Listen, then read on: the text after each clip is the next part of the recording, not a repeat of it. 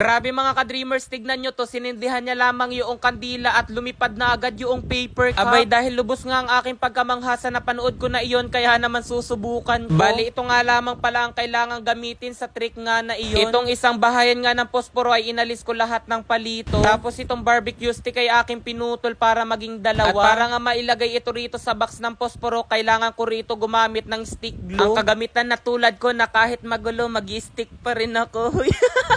Bali, dinikit ko na nga pala mga ka-dreamers dito sa dalawang kantuhan. Sapagkat yung dalawang stick nga na inilagay ko rito ang magsisilbing haligi nitong cup na aking ilalagay. Dahil malaki nga pala mga ka-dreamers yung cup, kaya naman hinati ko na lang. And finally, naidikit ko na nga itong dalawang stick at ang kailangan nga natin dito para lumipad ay itong kandila. Nilagyan ko nga lamang sa dulo ng tunaw na stick glue para dumikit nga rito. O diba sobrang dali lamang pala talaga gawin itong flying paper cup. So yan mga ka-dreamers, the moment of truth na tayo. Ito na nga yung flying cups. Grabe, sobrang nagtitrend nga ito sa TikTok sapagkat lilipad nga raw yung cup kapag ganito yung ginawa mo. Para mga ka-dreamers, ang mangyayari nito ay lantern. Lantern? So yan, susubukan natin kung talaga nga ba lilipad itong cup kapag sinindihan ko itong kandila na nasa gitna. So yan mga ka-dreamers, sabay-sabay nating saksihan kung legit nga ba talaga ang trick na ito.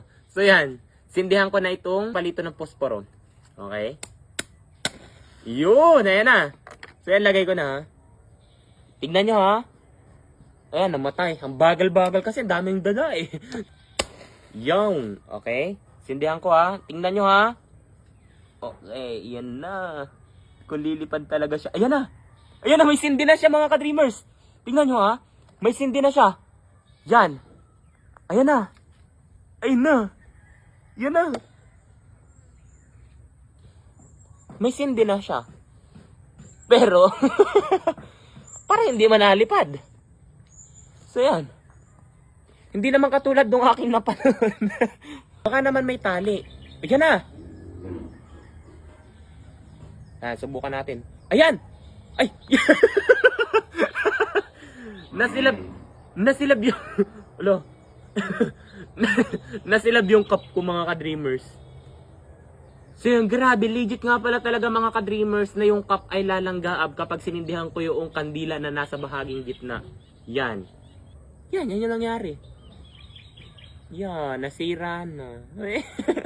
Meron pa rin tayong kandila. Sira na yung ating cup, pero hindi pa rin lumilipad. Siguro may tali yun. Siguro yun, sa ganito mga ka-dreamers, may tali siya. Yung bang colorless yung tali, talagang hindi mo makikita. Baka may daya. Pero dahil na manghanga ako, sinubukan ko pa rin. Ganun naman talaga, kailangan palagi mo susubukan. Tunay talaga na hindi lahat ng ating nakikita sa social media ay totoo. Pero for you to be able to figure out, kailangan mo subukan. Oh, 49,500! I won!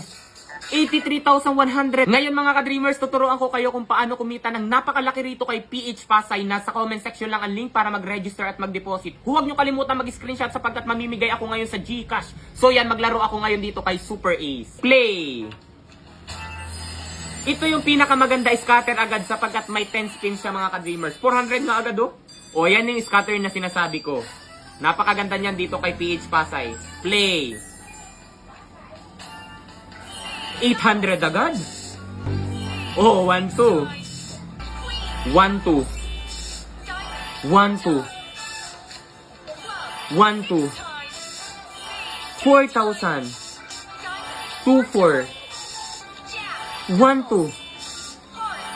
2, 4. Oh, 49,500. 5,000. 10,000. 1,000. Grabe! Tingnan nyo mga ka-dreamers. Look at this.